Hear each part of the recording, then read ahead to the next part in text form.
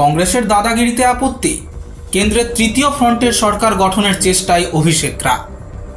রাজধানীর রাজনৈতিক ক্রীড়া প্রতিক্রিয়া বলছে, ইন্ডিয়ার সরকার গঠনের সবচেয়ে বড় অন্তরায় 99 আসন পাওয়া কংগ্রেস। তারা কিছুতেই অকংগ্রেসী দলের কোনো নেতাকে প্রধানমন্ত্রী পদে মেনে নিতে নারাজ।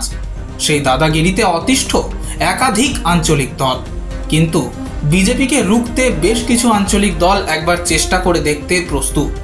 সে কারণে তৃতীয় ফ্রন্টের চেষ্টা হচ্ছে বলে জানা গিয়েছে।